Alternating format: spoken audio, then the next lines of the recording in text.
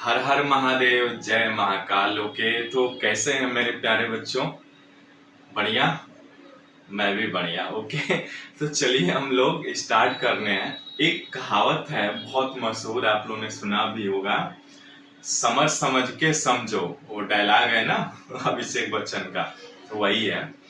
तो चलिए अपने टॉपिक पे आते हैं और बीच बीच में जैसा टाइम मिलेगा वैसे किया जाएगा, ठीक है। रिक्वेस्ट करूंगा यदि आप चैनल पर नए हैं तो प्लीज चैनल को सब्सक्राइब, लाइक और शेयर कर लीजिएगा और साथ में घंटी का आइकन जरूर प्रेस कर लीजिएगा। बेल आइकन पे क्लिक करेंगे, ऑल पे नोटिफिकेशन पे ऑन कर लीजिएगा, ठीक है। और जो बच्चे नए हैं ना, प्लीज आप शुरू से सारी चैप्टर्स को देखिए, प्लेलिस्ट बने हुए हैं, डिस्क्रिप्शन में भी लिंक है।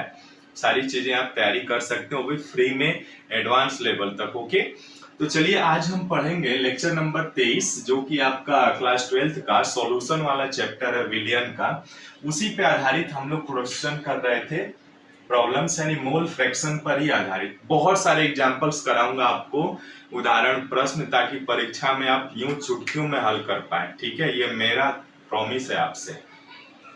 चलिए क्वेश्चंस है, 36 ग्राम जल, क्या कह रहा है, 36 ग्राम जल H2O, 46 ग्राम मेथिल अल्कोहल C2H5OH और 32 ग्राम मेथिल अल्कोहल को मिलाकर एक मिश्रण बनाया गया है। विलयन में प्रत्येक का मोल अंश, मोल प्रभाज या मोल भिन्न या मोल फ्रैक्शन ज्ञात कीजिए, ठीक है। इतना दिया हुआ है, मोल अंश कहे या मोल प्रभाज या मोल भिन्न, इन सब का मतलब एक ही होता है, और मोल फ्रैक्शन जिसको इंग्लिश में कहते हैं, ठीक है। तो सबसे पहले क्या करेंगे बच्चों, सबसे पहले तो हमें क्या दिया हुआ है, जल यानी H2O का भार दिया हुआ है हमको। H2O का भार कितना है, 36 ग्राम, है ना। बट H2O का अणुभार नहीं दिया गया है ना, यानी H2O का अणुभार,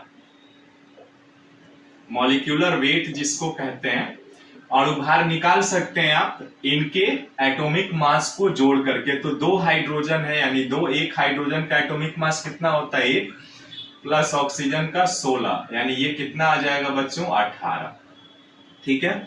इसलिए H2O के मोल निकाल लेंगे, मोल यानी मोलों की संख्या क्या हो जाता है, भार बटे अणुभार होता है ना, यानी 36/18, यानी ये आ जाएगा 2। यानी एथिल अल्कोहल का भार कितना दिया हुआ है बच्चों, देखिए भार आपको दिया गया है 46 ग्राम, है ना, ग्राम दिया हुआ है। तो हम निकाल लेंगे इसका अणुभार, यानी C2H5OH का अणुभार यानी मॉलिक्यूलर वेट निकाल लेंगे। तो अणुभार आप निकालते हैं आसानी से, कैसे निकालते हैं, इनके एटॉमिक मास को जोड़ करके। 2 कार्बन है, एक कार्बन का 12 होता है, प्लस हाइड्रोजन का 1 होता है, लेकिन 5 गुणे 1 हो जाएगा, 5 हाइड्रोजन है, प्लस ऑक्सीजन का 16, प्लस हाइड्रोजन एक और है, ये कितना हो जाएगा, 12 दूना 24, प्लस 5 एकम 5, प्लस 16 प्लस 1, है ना, यानी 24 और 5 29 31 और 10 40 यानी 46 ग्राम, है ना। अब इनके मोलों की संख्या निकाल लेंगे हम, यानी C2H5OH के मोल निकालेंगे तो क्या होगा, भार बटे अणुभार, यानी भार कितना है 46 और अणुभार भी कितना है 46, यानी ये आ जाएगा 1 मोल, ठीक है। यहां तक आसानी से आप समझ पा रहे हैं, कोई दिक्कत, कोई परेशानी है नहीं ना, ठीक है। तो चलिए अब हम लोग इसको हल करते हैं आगे, ठीक है ना। एक बार देख लीजिए, क्लियर दिख रहा है ना सबको, मैं एक बार देख लेता हूं कि क्लियर दिख रहा है कि नहीं, ठीक है। चलिए सही से दिख रहा है, ओके, ठीक है, सब कुछ ऑडिबल हो, ओके।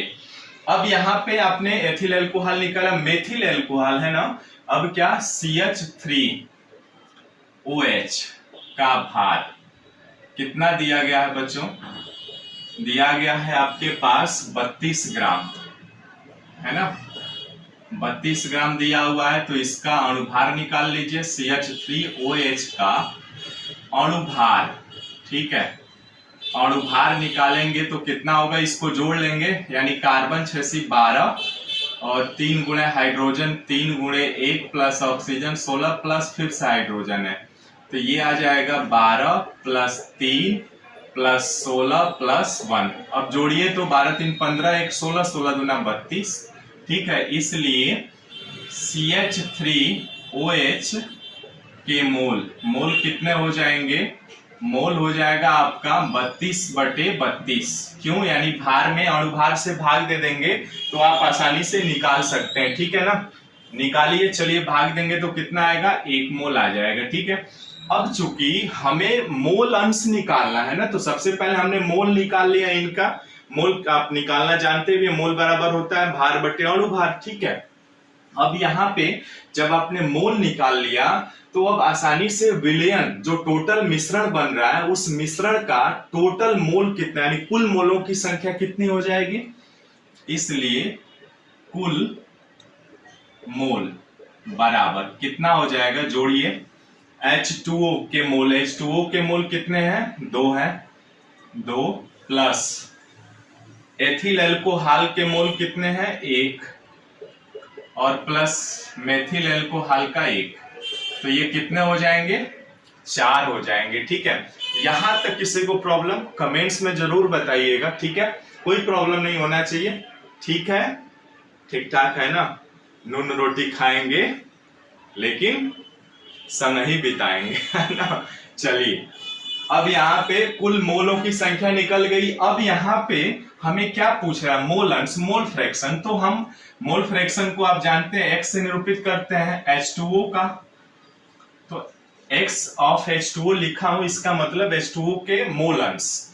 तो इनके मोल अंश का फार्मूला क्या होता है, H2O के मोल कितने हैं, ये रहा 2, तो 2 बटे कुल मोलों की संख्या, तो कुल मोलों की संख्या 4, यानी ये आ जाएगा कितना, 1/2, 2 एकम 2, 2 दूना 4, ठीक है।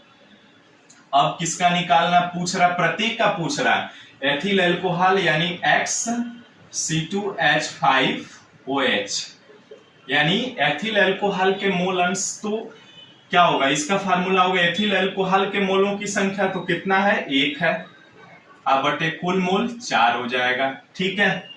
अब ऐसे ही ये तीसरा बचा मेथिल एल्कोहल XCH3OH के मोल की संख्या, यानी मेथिल एल्कोहल के मोलों की संख्या कितना निकाला आपने, 1, और बटे कुल मोलों की संख्या कितनी है, 4, 1/4, ठीक है ना।